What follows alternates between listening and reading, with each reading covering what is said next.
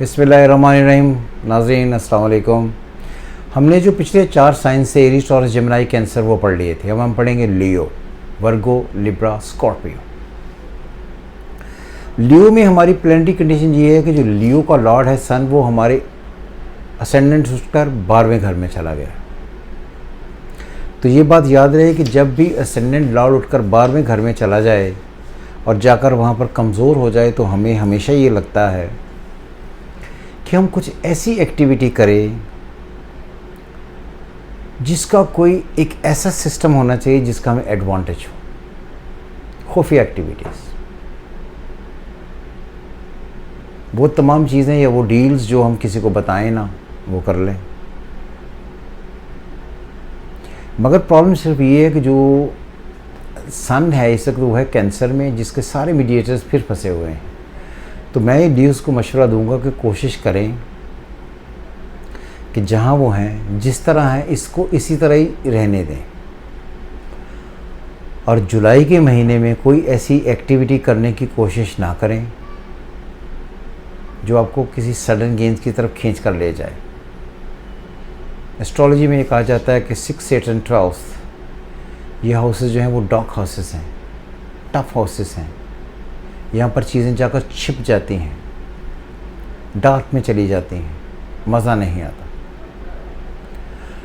तो जो 12वां घर है ये कई एक एतबार से बड़ा इम्पॉर्टेंट इस वजह से बन जाता है कि जो बूढ़े लोग हैं उनकी ज़िंदगी की लेटर स्टेजेस हैं। जो यूथ में हैं लोग, उनकी ज़िंदगी में वो रोमांसेस, जो हिडन अफेयर्स हैं, उनकी तरफ लेकर जाता है। सन डील करता है हमेशा फेम को, ये बात याद रख लीजिए। और लियो का सन का लियो में होना बहुत ही अच्छा इस वजह से होता है कि डिग्निटी, फ्लेवर, मनोरंजन, मस्ती, पावर, अथॉरिटी मिलती है। लेकिन वो जब 12th हाउस में जाता है तो इन सारी चीज़ों को वो नेगेटिव करता है। डिफेम होने के बहुत सारे चांसेस होंगे, हेल्थ आपके ख़राब होने के चांसेस होंगे। सडन तौर पर आपको लगेगा कि आप अपने ऊपर पैसे खर्च कर रहे हैं, उनका कोई फ़ायदा नहीं हो रहा और आपकी हेल्थ डिटीरिएट होती चली जा रही है। 12वां घर होता भी है अखराजात करने का। आपको ये लगेगा कि मुझे अपने आप को ज़्यादा इम्प्रूव करने के लिए कुछ ना कुछ ऐसा करना चाहिए कि मैं किसी की एक्स्ट्रा कोई फेवर करूं। उस तरफ आपने बिल्कुल नहीं जाना, उसका कोई फ़ायदा नहीं होना। सो लियोज़ के लिए भी ये जो टाइम है बहुत ज़्यादा बेहतर नहीं है। और लियोज़ से जो 11वां घर बनता है वो बनता है जेमिनी, जिसका लॉर्ड मरकरी वीनस के साथ, सन के साथ फिर आकर अफ्लिक्टेड है। तो लियोज़ को भी ये बातें बहुत ही ज़्यादा ध्यान में रखनी है। कॉरस्पॉन्डेंस, लिखत पढ़त, एग्रीमेंट्स, कॉन्ट्रैक्ट्स काफ़ी सारे आपके गले पड़ सकते हैं। और पाकिस्तान है बाय सन सन लियो। इससे अगर आप देखेंगे तो ये जो जुलाई का महीना होगा इसमें आपके एग्रीमेंट्स और बहुत सारी ऐसी निगोसिएशन टॉक्स जो लोगों के अगेंस्ट जाएंगी काम करती हुई आपको नज़र आएंगी, जो आपके लिए ठीक नहीं है। तो पाकिस्तान के लिए भी जुलाई जो है ये कोई बहुत ही कमाल किस्म का महीना नहीं है, क्राइसिस का महीना है। तो ये जो अनफॉर्चुनेटली टाइम चल रहा है जिसमें एरीज, टॉरस, जेमिनी, कैंसर, लियो, ये जो सारे के सारे साइन अभी तक आए हैं ये सारे के सारे फंसे हुए हैं। तो मुझे नहीं लगता फ्रैंकली कि इस वीक में लियोज़ के लिए भी कुछ बहुत ही ज़्यादा कमाल ख़बरें होंगी। सॉरी, वर्गो का लॉर्ड मरकरी तीसरे घर में या अपने 11वें घर में जाकर फिर फंसा हुआ है। वीनस की सैटर्न को ट्राइन है, लेकिन वीनस इस काबिल नहीं है कि वो ट्राइन दे सके। तो इस वक्त वो भी कंट्रीब्यूशन बिल्कुल ज़ीरो हो जाता है। तो इसलिए जो वर्गोज़ हैं उनके लिए भी टाइम ओके तो होगा, क्योंकि मार्स के साथ अच्छा एस्पेक्ट है, लेकिन बहुत और एस्पेक्ट के साथ बहुत अच्छा नहीं है। तो वर्गोज़ को क्या करना चाहिए, क्योंकि उनका अपने असेंडेंट का लॉर्ड फंसा हुआ है, लेकिन मार्स जो है वो तीसरे घर के, उसका लॉर्ड अगर से तीसरे में बैठा हुआ, तो ये कॉम्बिनेशन बन रहा है पहले 11वें, तीसरे 11वें का। तो जब ये कॉरस्पॉन्डेंस का ये जो एस्पेक्ट बने तो इस एस्पेक्ट को आप यूज़ कर सकते हैं कॉरस्पॉन्डेंस में। और कॉरस्पॉन्डेंस होती है लिखत पढ़त, एग्रीमेंट करने में, ट्रैवलिंग करने में, सैर करने में, लोगों के साथ बातचीत करने में। ये टाइम आपके लिए एग्रीमेंट के लिए बहुत ही अच्छा है। अगर आप जोर लगाकर मार्केटिंग करते हैं किसी चीज़ की, उसमें बहुत ही ज़्यादा बेहतर है।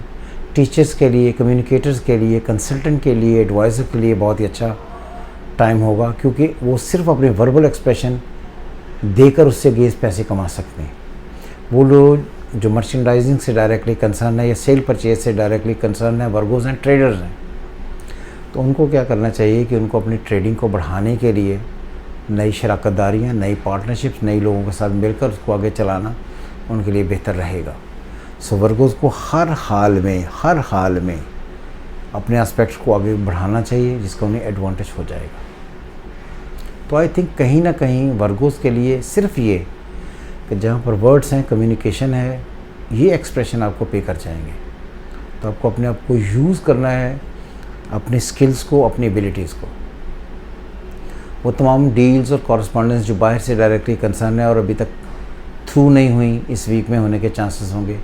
ट्रेडर्स के लिए अच्छी खबर है कि जो ट्रेड करके वो अपना सामान बाहर भेजना चाहते हैं या बाहर से अंदर आना चाहते हैं, लेना चाहते हैं, उसके एडवांटेजेस उन्हें हो जाएंगे। तो इसलिए मेरा मशवरा है कि वर्गों के लिए कि जब वो दूसरों को अपने ट्रेड के लिए, अपनी कंसल्टेंसी के लिए, अपनी सर्विसेज के लिए एडवाइस करेंगे, पैसे उनको आ जाएंगे और एग्रीमेंट भी बेहतर हो जाएगा। और ये बात आपको याद रहे कि वर्गोस हैं तो आपका जो 10वां घर है वो डिस्टर्ब हो रहा है, क्योंकि उसका लॉर्ड आगे 11वें में आकर राहु और केतु की स्क्वायर में है और फंसा हुआ है।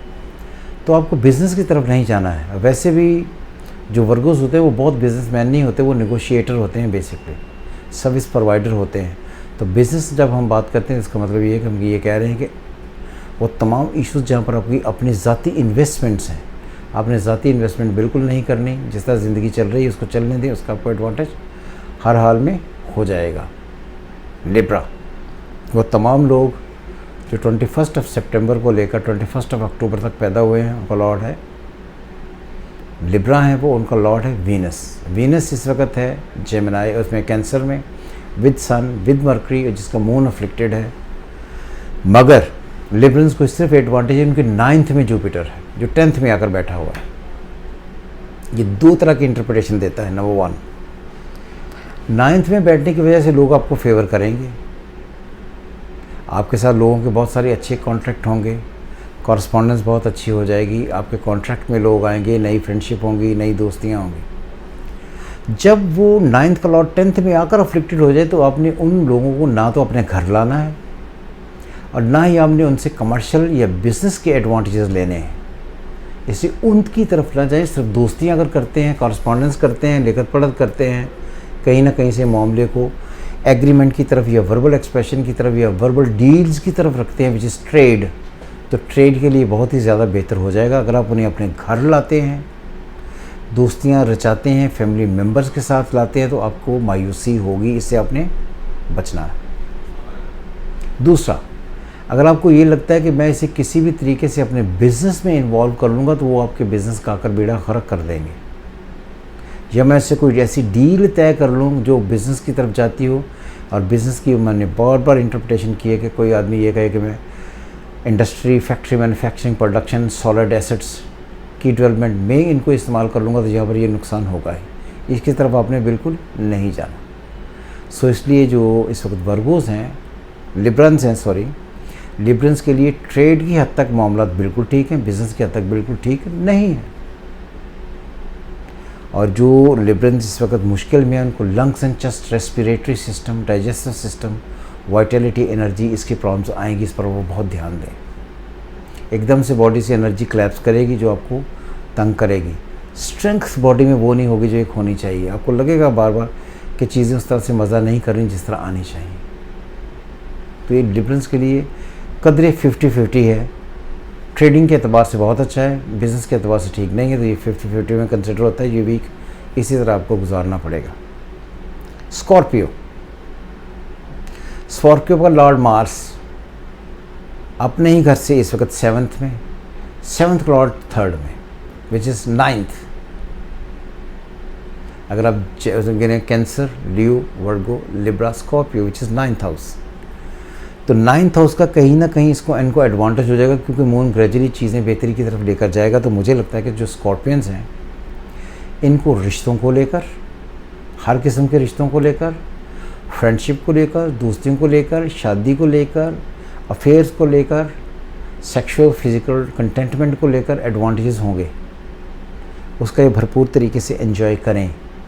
اور یہ بات بھی یاد رہے کہ 9 سے کئی ایک سیارے ان کے اکٹھے ہیں، جس میں سب سے پہلے سن، مون، اس میں سن مون تو آٹومیٹکلی ٹرائن میں آ جائے گا، وینس اور مرکری، اور مارس کا میڈیٹر بھی وہی ہے، جوپیٹر کا میڈیٹر بھی وہی ہے، سیٹرن کا میڈیٹر بھی وہی ہے۔ تو اسکارپیو کے لیے یہ ویک ایک دم سے بلاسٹ کرنے کا ٹائم ہے۔ بلاسٹ سے مراد یہ ہے کہ ایک دھماکہ کرنے کا ٹائم ہے۔ دھماکہ ہم جب کہتے ہیں تو اس کا مطلب یہ ہے کہ آپ اپنی زندگی میں اس ویک میں داخل ہوئے ہیں جہاں پر آپ کو بڑی اچیومنٹس ہونے والی ہیں۔ 9th ہاؤس گینز کا تو ہوتا ہی ہے، ان ایکسپیکٹڈ گینز کا بھی ہوتا ہے، تو کچھ نہ کچھ ایسے معاملات جو ان ایکسپیکٹڈ گینز کی طرف جائیں گے وہ بھی آپ کو ایڈوانٹیج دیں گے۔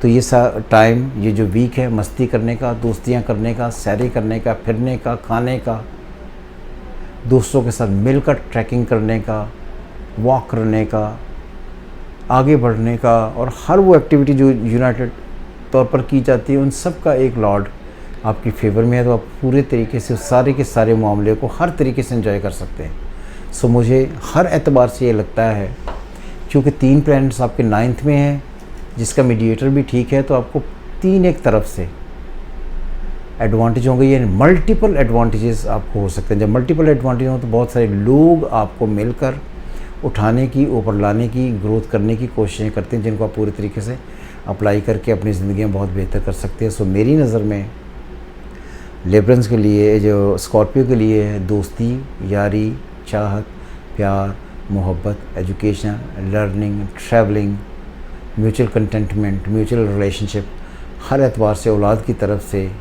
جو لوگ آپ سے جڑے ہیں ان سب کی طرف سے بہت بڑی خوشخبریاں آنے کے چانسز ہیں، جس کی ڈیٹ اب بنتی ہے 23، 24، 25، 26، 27 اور 28۔ یہ سارا کا سارا ویک آپ کو کسی نہ کسی اعتبار سے زیادہ رائز دے جائے گا۔ خدا حافظ۔